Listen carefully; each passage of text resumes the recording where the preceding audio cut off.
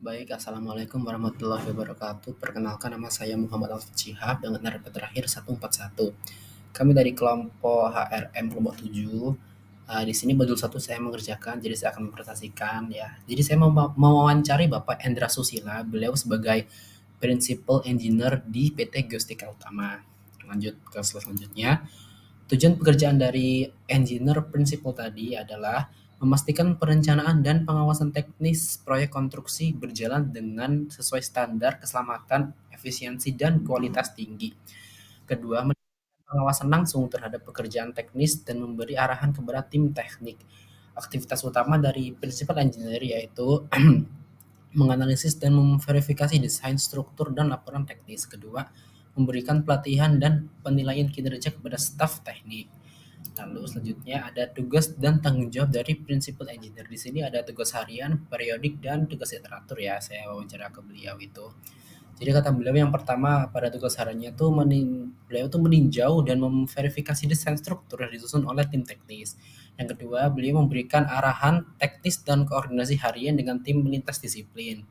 Lalu untuk tugas periodiknya, beliau menyusun laporan teknis mingguan atau juga bisa bulanan. Yang kedua, berpartisipasi dalam rapat koordinasi dengan klien atau manajemen.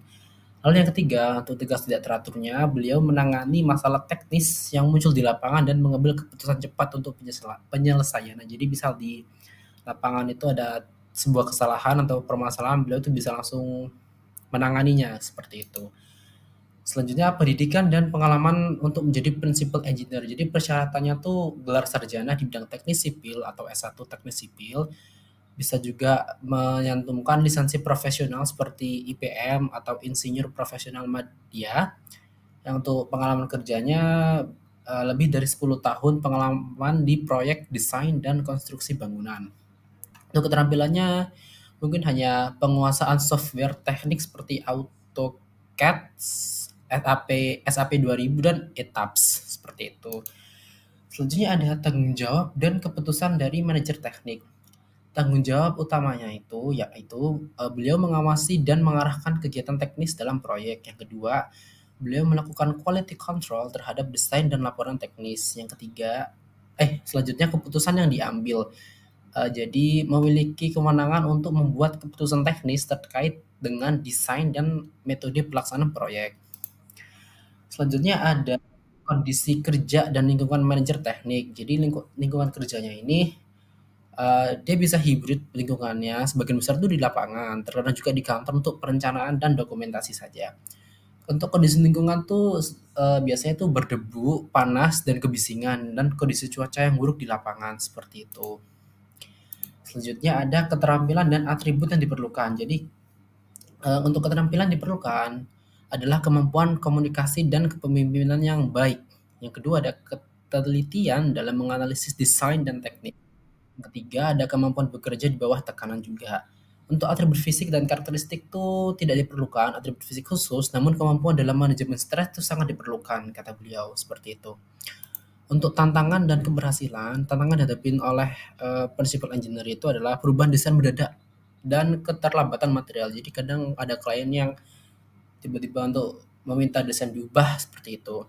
Untuk keberhasilan proyeknya, keberhasilan itu diukur dari kelancaran pelaksanaan proyek, kepuasan klien, dan minimnya revisi desain setelah pelaksanaan. Untuk kesimpulannya, principal engineer dan manajer teknik memiliki peran krusial dalam memastikan keberhasilan teknis proyek konstruksi. Keberhasilan pekerjaan tergantung pada pengawasan ketat, keputusan teknis yang tepat, dan kemampuan tim untuk berkoordinasi secara efektif. Sekian dari saya. Terima kasih. Wassalamualaikum warahmatullahi wabarakatuh. Wabarakatuh. Kenalkan, saya Taman Fauzi dengan NFP 5031221103. Pada presentasi kali ini, kita akan menganalisis beban kerja jabatan Principal Engineering dan Manajer Teknik pada PT Geostika Utama. Analisis ini bertujuan menilai beban kerja dua jabatan strategis, yaitu Principal Engineering dan Manajer Teknik, menggunakan pendekatan full time untuk mengukur beban kerja secara kuantitatif. Yang mengacu pada hasil wawancara kuesioner kepada Bapak Endra Susilo dan Bapak Denul Haq.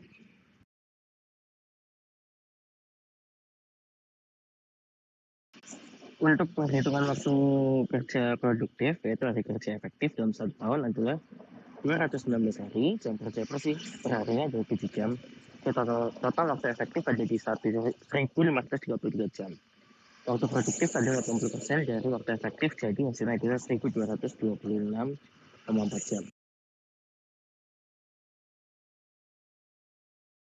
Rumus sendiri, pengertian dan kategori FTE. Rumus sendiri adalah beban kerja per tahun dibagi waktu produktif tahunan. Di kategori FTE itu ada 3. Yang pertama kurang dari 1, underload 1 sampai 1,5 fit atau normal, 1 sampai 50, lebih dari 150 adalah overload.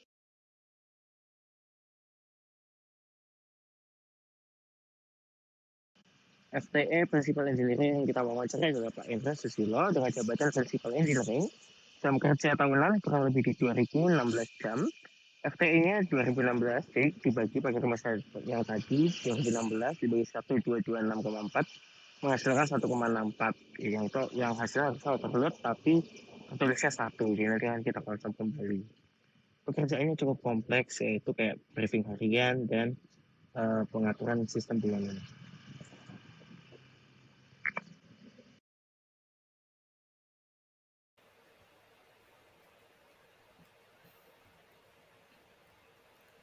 Assalamualaikum warahmatullahi wabarakatuh.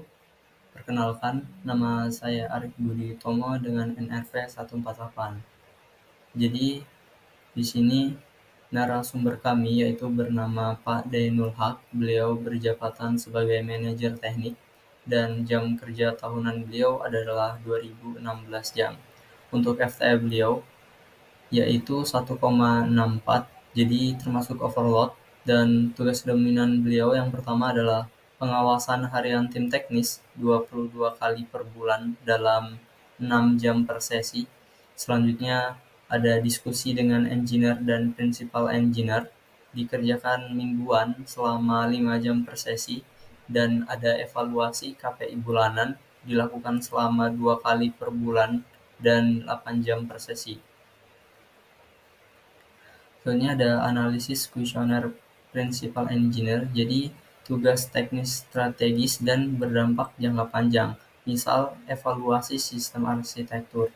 Selanjutnya ada frekuensi tinggi dan tekanan mental tinggi. Dan yang ketiga adalah kegiatan intensif seperti arahan teknis dinilai heavy, bahkan very heavy. Untuk analisis kuesioner manajer teknik, yang pertama adalah pengawasan lapangan dan koordinasi lintas tim. Selanjutnya ada evaluasi KPI teknis dinilai very heavy, dan diskusi mingguan dianggap kompleks dan menyita waktu. Jadi kesimpulan analisis beban kerjanya adalah yang pertama, kedua jabatan memiliki beban kerja yang tinggi, cenderung overload, dan jika dihitung dengan FTE rasional. Lalu tugas mereka juga memerlukan ketelitian yang tinggi sehingga pengambilan keputusan yang cepat dan koordinasi intensif. Dan yang terakhir adalah perlu strategis manajemen beban kerja seperti delegasi tugas, otomisasi evaluasi, atau penambahan personil pendukung. Dan selanjutnya ada saran dan rekomendasi dari kami. Yang pertama adalah evaluasi ulang pembagian tugas teknik secara berkala. Selanjutnya tambahkan asisten teknis untuk principal engineer, dan yang terakhir adalah gunakan tools manajemen proyek untuk meringankan beban monitoring. Sekian presentasi dari kelompok kami. Jika ada kekurangan, mohon maaf. Terima kasih. Wassalamualaikum warahmatullahi wabarakatuh. Assalamualaikum warahmatullahi wabarakatuh. Perkenalkan, nama saya Muhammad Daud Darmawan, NRP terakhir 138 dari kelompok 7. Di sini saya akan mempresentasikan hasil dari modul 3 kami. Di sini ada anggota kelompok kami. Kita langsung saja ke pembahasannya. Dari narasumber 1 kita, yaitu Bapak Endra Susila, jabatan Principal Engineer dari PT Geostika Utama. Langkah 1, mempersiapkan deskripsi pekerjaan. Principal Engineer bertanggung jawab atas keseluruhan proses teknis proyek konstruksi, mulai dari perencanaan, pengawasan, hingga evaluasi desain struktur bangunan. Beliau menyusun deskripsi pekerjaan dengan mempertimbangkan kebutuhan kompetensi teknis seperti AutoCAD, ETABS, dan SAP 2000, serta pengalaman lapangan. Lalu langkah kedua, menemukan kandidat. Beliau menyampaikan bahwa rekrutmen dilakukan secara terbuka untuk posisi principal engineer. Namun, dalam beberapa kasus bisa juga dilakukan melalui promosi dari manajer teknik yang menunjukkan performa luar biasa. Langkah ketiga, mengelola proses aplikasi. Calon kandidat diwajibkan mengirimkan CV, portofolio proyek, serta sertifikasi profesional seperti IPM. Kandidat juga akan mengikuti proses wawancara teknis dan uji coba simulasi desain struktur. Langkah keempat, dalam memilih kandidat.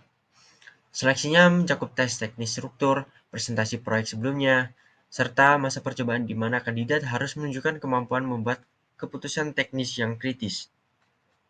Evaluasi dilakukan bersama presiden direktur. Langkah kelima, membuat janji temu. Kontrak kerja untuk posisi teknis senior seperti principal engineer biasanya berdurasi 1-3 tahun dengan opsi perpanjangan, disertai fasilitas seperti pelatihan tambahan dan evaluasi tahunan. Kita lanjut ke narasumber kedua kita, yaitu Bapak Dainul Haq, STMT, Manajer Teknik dari PT Geostika Utama. Langkah 1, Manajer teknik menyusun deskripsi pekerjaan berdasarkan tugas pengawasan lapangan, koordinasi teknis harian, dan evaluasi tim proyek. Fokus pada kemampuan manajemen waktu, pengendalian mutu, serta komunikasi lintas fungsi di proyek konstruksi. Untuk langkah kedua, posisi manajer teknik bisa berasal dari promosi internal seperti dari site engineer atau QC engineer, terutama bagi yang menunjukkan kepemimpinan dan kemampuan teknis yang matang. Namun, perusahaan juga membuka lowongan secara eksternal bila kebutuhan mendesak. Langkah 3, pelamar harus menyertakan dokumen pengalaman kerja proyek, referensi kerja, dan menunjukkan kemampuan manajerial. Tes wawancara ini lebih menekankan pada kemampuan koordinasi, pemecahan masalah di lapangan, serta leadership. Langkah 4, kandidat manajer teknik dipilih berdasarkan hasil wawancara teknis dan simulasi koordinasi proyek. Selama masa orientasi, kandidat diminta langsung terlibat dalam proyek berjalan dan diawasi oleh principal engineer. Langkah kelima, manajer teknik biasanya mendapatkan kontrak tetap dengan peninjauan tahunan berdasarkan evaluasi proyek. Kontrak dapat diperpanjang atau ditingkatkan bila kandidat berprestasi tinggi dan proyek meningkat. Kita lanjut ke pembahasan evaluasi proses.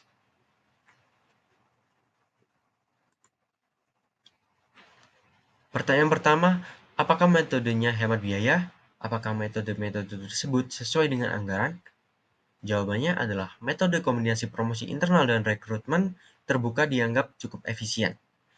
Promosi internal menekan biaya perekrutan dan sedangkan rekrutmen eksternal digunakan untuk mengisi posisi strategis dengan kebutuhan spesifik. Apakah rekrutmen menghasilkan jumlah pelamar yang cukup besar untuk membuat keputusan seleksi yang baik? Jawabannya, pada posisi teknis seperti drafter atau site engineer, pelamar cukup banyak.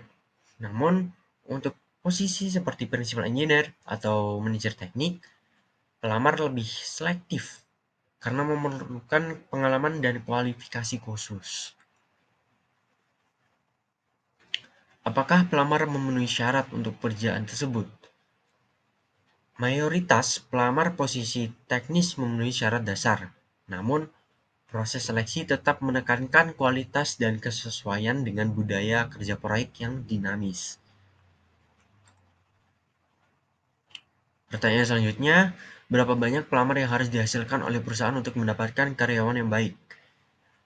Biasanya kisaran 5-10 pelamar yang disaring untuk satu posisi. Untuk posisi tingkat tinggi, penyaringan lebih ketat dan bisa memerlukan waktu lebih lama. Berapa lama waktu yang dibutuhkan untuk mengisi posisi tersebut? Nah, untuk principal engineer, kurang lebih dalam waktu 6 bulan termasuk masa adaptasi. Dan untuk manajer teknik sendiri, kurang lebih 3 bulan. Pertanyaan selanjutnya, metode apa yang digunakan perusahaan dalam melakukan proses rekrutmen? Jawabannya, yang pertama, ada pengumuman lowongan di media sosial, situs job seeker, dan jaringan profesional. Kedua, lamaran via email atau sistem rekrutmen. Dan selanjutnya ada screening berkas. Yang keempat ada tes teknis atau wawancara. Dan yang terakhir, orientasi kerja dan adaptasi lapangan. Pertanyaan selanjutnya ada bagaimana perusahaan memvalidasi kemampuan individu untuk melakukan pekerjaan mereka. Di sini ada 4 poin, yaitu yang pertama uji teknis langsung seperti perhitungan struktur, simulasi desain. Yang kedua review portofolio dan CV. Ketiga ada evaluasi masa kerja, percobaan dan pelatihan. Dan supervisi langsung oleh atasan teknis. Berapa lama waktu yang diperlukan bagi karyawan baru untuk menyesuaikan diri? Jawabannya sekitar 1-2 bulan untuk memahami budaya proyek dan standar kerja teknis. Bagaimana dengan pergantian karyawan? Apakah karyawan baru perusahaan tetap bertahan di perusahaan?